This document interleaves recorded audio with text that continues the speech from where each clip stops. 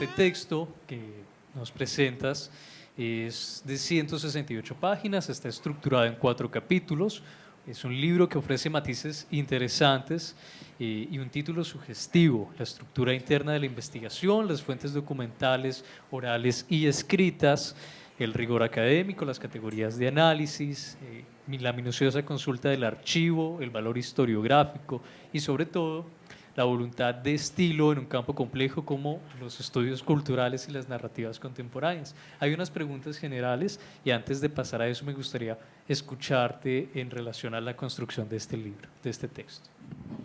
Buenos días, ¿cómo están? Bueno, la construcción, voy a hablar más del proceso que del resultado, ¿cierto? Fueron aproximadamente 3-4 años lo que tardó pues mi formación en la maestría para tener lo que hoy es el libro. Desde el momento de la formulación del anteproyecto yo ya tenía más o menos una idea, pero el acompañamiento también en los seminarios y de los docentes fue lo que permitió consolidar la idea como tal de lo que es el libro. Las aproximaciones iniciales fueron más que todo archivo documental, mucha lectura, mucha lectura, mucha revisión de documentos, clasificación, y ya sobre la última etapa, que es lo que correspondería al último semestre pues, de la maestría, dije, bueno, a todo esto hay que darle una forma, ¿cierto? Pero quería que fuera muy coherente, que no se vieran como capítulos aislados, como elementos desarticulados entre sí, sino como casi que en la misma procesualidad en la que construí la investigación y desarrollé la investigación, que ese fuera el producto de la estructura del libro. No solamente como que mire, acá está lo que yo hice y ya, sino venga, acompáñeme y casi que caminemos juntos mientras usted lee para que vea yo cómo hice esta investigación. Y ahí es que termina pues el producto como tal, y con muchos aportes. Yo digo que mis profes, aquí hay varios, aportaron muchísimo a la construcción del capítulo, de los capítulos y el libro como tal, porque siempre, y esa es una de las cosas que amo de los estudios culturales, es que no me tengo que apartar de la investigación, porque yo soy la investigación, yo me permito ser atravesada, cuestionada, tener luchas, debates, oposiciones con lo mismo que estoy investigando, ¿cierto? Y me permití también esa licencia, de cierta manera, de vincular esa sensibilidad a través de la investigación al libro. Por eso hay muchos apartados anecdóticos de el tiempo que viví en Circasia, historias de familia, porque no quería aislar ese lugar de enunciación como tal, como investigadora, como académica, a lo que soy, que es circasiana, ¿cierto? Que de ahí parte como tal pues el propósito de la investigación. Yo quiero recordar el título del libro, que me parece muy llamativo, principalmente porque siempre he creído que titular es complejo. Y dice: a la derecha la iglesia, a la izquierda el cementerio, trazos y pistas del libre pensamiento y la masonería en Circasia, Quindío. Me gustaría preguntarte, ¿cómo llegas a la creación de este título? ¿Cuál es la historia que hay detrás? Bueno, suena contundente, pero la génesis, digamos, del libro fue una muerte. La muerte de una persona muy cercana a mi familia, un amigo íntimo de mi abuelo que se llamaba Fernando Londoño. Él también vivió muchos años en Circasia y en muchas de las revisiones bibliográficas que hice aparecía el nombre de Fernando Londoño, cuando estudiaba en el Colegio Libre, ya después como historiador del municipio. Muchísimas partes de la historia de Circasia lo incluyen a él. Entonces él me concedió una entrevista que fue la primera entrevista del anteproyecto, pero unos meses después él falleció y yo dije, bueno, ¿y aquí qué? Es como uno de mis fuentes más importantes de información, también por su trabajo en la historia de Circasia. Entonces, listo, más que la preocupación por la investigación, yo estaba preocupada por mi abuelo, porque era uno de los mejores amigos. Entonces, listo, fuimos al velorio, a acompañar a mi abuelo, todo como el proceso del funeral y demás. Cuando unos días después vuelvo donde mi abuelo y él me dice, no, es que a la gente le parecía muy extraño y todo el mundo preguntaba, pero los carros, ¿por qué van a la izquierda si la iglesia está a la derecha? ¿Por qué no van para la iglesia? Y resulta que Fernando era ateo, entonces él dijo, pues en vida siempre dijo, nada de misas, nada de cuestiones eclesiásticas, religiosas, de una al cementerio. Y mi abuelo dijo así: los carros iban a la izquierda, que es el cementerio, y no a la derecha, que es la iglesia. Y a mí me quedó sonando. Cuando ya era momento de ponerle el título, porque participé en una convocatoria interna y el título no se puede cambiar por nada, de manera muy coloquial, no se imaginan cuántas encuestas de WhatsApp hice como para saber qué nombre ponerle, porque yo tenía varios y hacía a las personas como más íntimas, a mi directora, a mi sensei, la profe Victoria, yo era como que, pero es que yo no sé si ese título sí o de pronto la gente quede perdida, porque sentarme a explicar la historia del título cada que lo vean, pues difícil, ¿no? Pero ya la profe me dijo: no, ese es el nombre, ponle un apellido. Y yo, bueno, entonces el título va a ser este. Y me permitía también jugar con ese elemento de la cartografía, que es una de las partes que más me llamó la atención del libro. Dije, bueno, derecha, izquierda, ubicación, geografía, cartografía. También ese título es un llamado como, venga, aquí usted no solamente va a leer de documentos, hartas, archivos, sino que va a leer de cierta manera desde la visión de los circasianos, los turistas, las personas que entrevisté, cómo conciben a Circasia, no solo espacialmente, sino simbólicamente. Cuéntanos un poco cómo es este proceso de hacer la investigación a raíz de la tradición oral, a raíz de la masonería. ¿Qué te motivó a hacerlo así, a partir de ir hablando con toda la población? Bueno, pues la maestría es en estudios culturales y narrativas contemporáneas, y yo no quería verlo como los estudios culturales por acá y las narrativas por acá, no, quería verlo como lo que son, un complemento, dos campos que desde la investigación y demás se están complementando. La mayoría de las entrevistas fueron escritas a mano porque uno de los retos que yo sabía que iba a tener era entrevistar a los masones. Y yo decía, Dios mío, ¿cómo hago para conseguir masones y que quieran hablar? ¿Cierto? Entonces yo dije, bueno, primero redes sociales, ¿cierto? Y busqué en Google, masones en Quindío, así.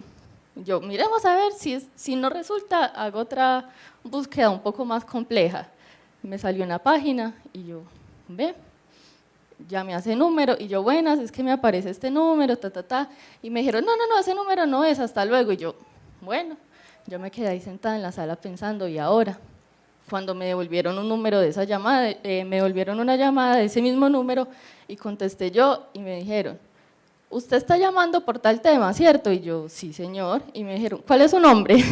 Y yo le dije mi nombre. ¿Usted de dónde es? De Circasia, bueno, todo el propósito, porque estaba investigando, que vieran que era un proyecto serio y no algo como por cuestiones de amarillismo, de morbo, que todavía se habla mucho de eso cuando se toca el tema de la masonería.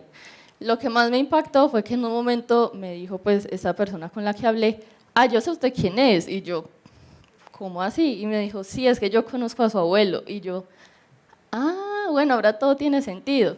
Y me dijo, listo, entonces, ¿qué día puede venir y hacemos la entrevista? Y yo, no, tal día, era un sábado, me acuerdo, mi papá me llevó pues hasta la finca y nos sentamos a hablar, y resulta que es un maestro masón de una de las logias del Quindío.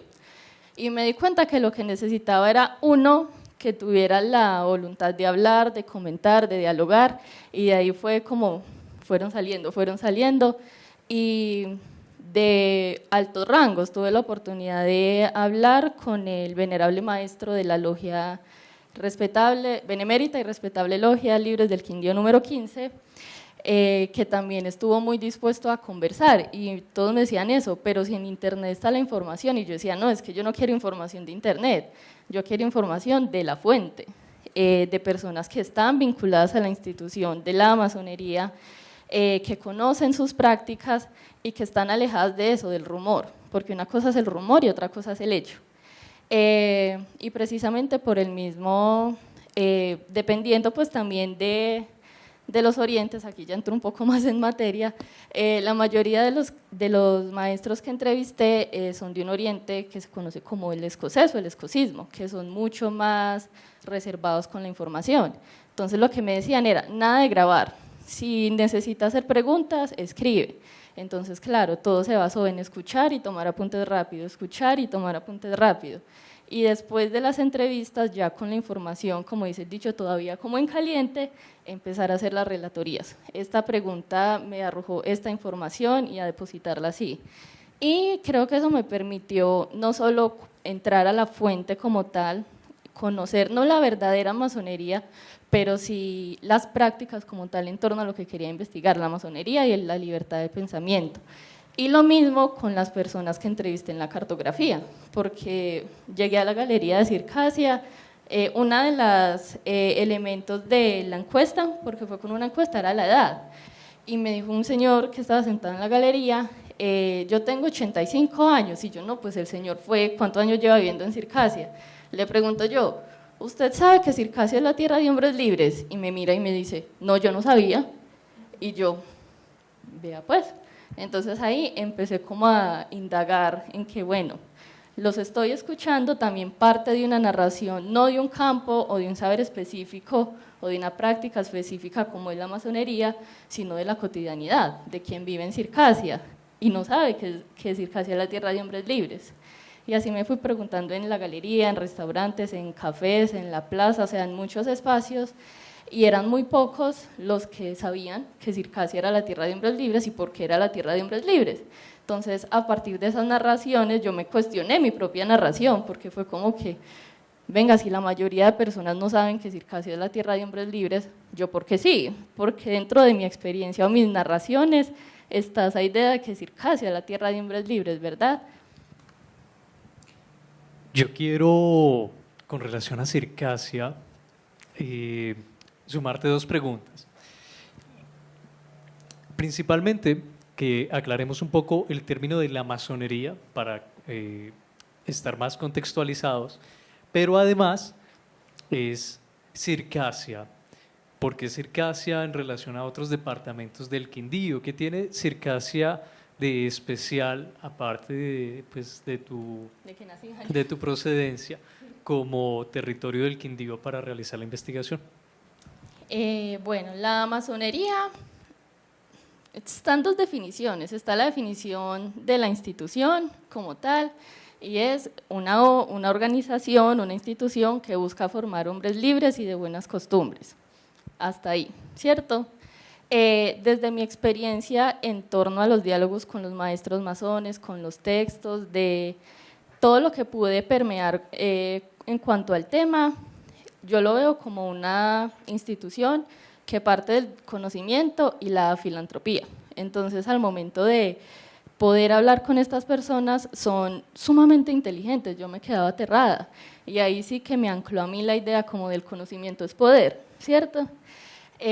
Pensar mucho en el conocimiento es poder como ese camino que tienen los masones, ¿para qué? Para buscar la igualdad, para buscar la libertad y las buenas costumbres, que fue algo que me quedó también muy como en mí al momento de leer el libro de Kant, de que es la ilustración, ¿cierto?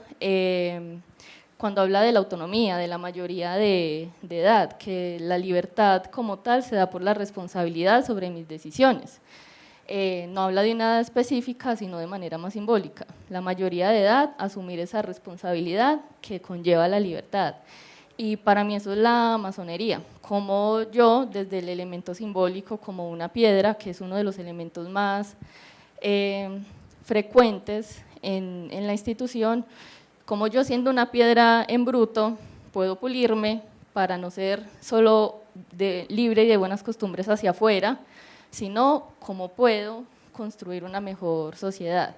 Esa ya una definición como un poco más íntima, pero yendo a los hechos, a lo que están los textos, busca formar hombres libres y de buenas costumbres. Ya Circasia, pues bueno, ahí no puedo desligar el tema de los afectos, o sea, justificar que seleccioné a Circasia por otro motivo que no fuera nacer allá, no podría hacerlo porque desde el principio esa fue mi idea. Incluso desde antes de vincular la masonería y la libertad de pensamiento, yo sabía que iba a hacer mi tesis sobre Circasia.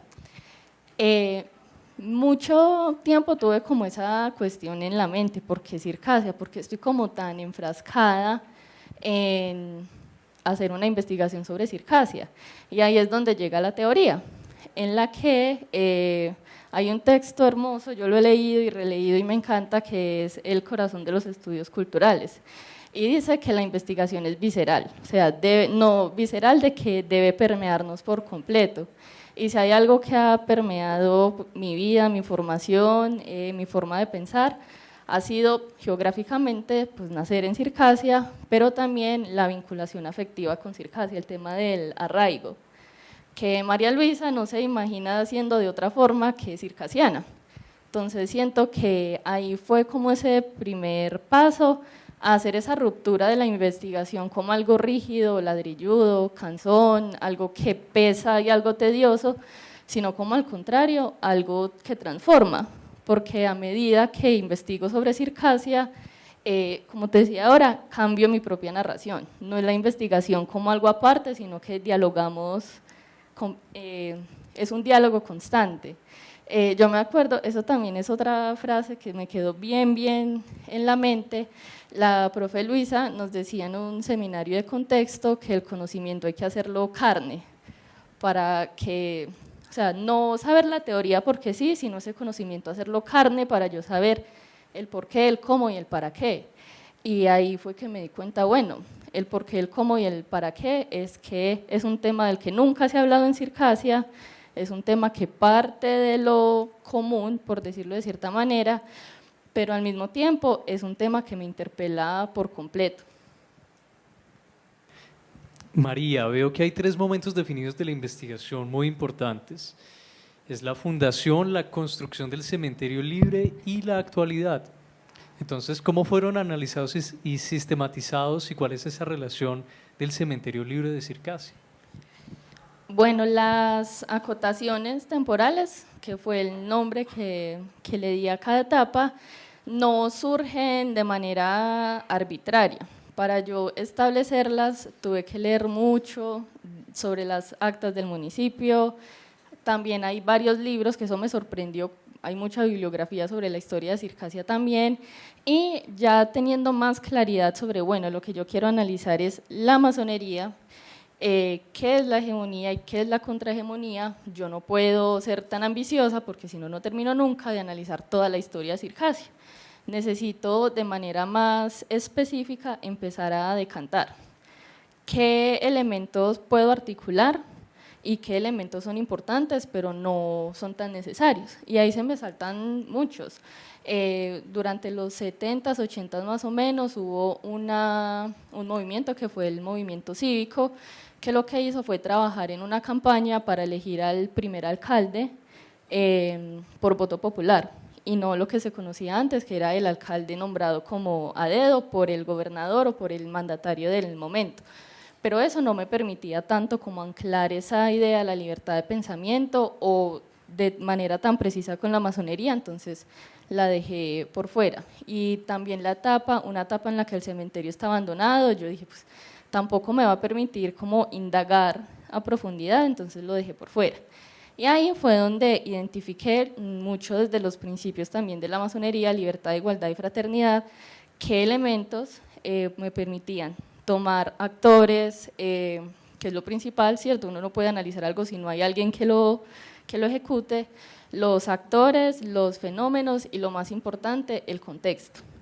Contextualismo radical, la base de los estudios culturales. Sí. Bueno, no hay nada aquí de la maestría, pero no les puedo olvidar, contextualismo radical. Y ahí fue donde dije, bueno, en el caso de la fundación y de la construcción del cementerio libre a nivel nacional, ¿cierto? No se puede mirar algo como de manera pequeña, sino por esfera, ¿cierto? Estaban en Circasia, bueno, a nivel nacional, estaba regido por el concordato, ¿cierto? El concordato como esta carta, por decirlo de alguna manera, que establece la educación, los cementerios, colegios y demás. Ese fue el primer elemento. La masonería, en muchos aspectos, o en el caso de la libertad de pensamiento, defiende la laicidad. Una aclaración acá, una cosa es la laicidad y otra cosa es el laicismo. La laicidad es la idea mediante la cual se separa lo religioso de las demás esferas de la vida humana, ¿cierto? El laicismo es la separación del gobierno religioso del gobierno civil. Entonces, decir, estamos en un gobierno laicista es que la iglesia no es un ente como tal que rija alguna institución y demás. En este caso llega la etapa de la fundación y lo que me pareció más curioso es que se articuló con la Junta Agraria Pobladora. Es decir, Circasia no fue desarrollada de manera arbitraria o yo llego y tomo mi porción de tierra, no. Circasia fue, los lotes fueron entregados de manera equitativa, cumpliendo unos requisitos y si después de un tiempo no se había empezado una construcción, entonces, bueno, se le cede el lote a otra persona. Entonces ahí también ya de manera superficial, por decirlo de alguna forma, podía haber, ahí está ese principio, libertad, igualdad y fraternidad. No es una idea absolutista de esto es mío o me apropio de ello, sino el desarrollo y el progreso es comunitario.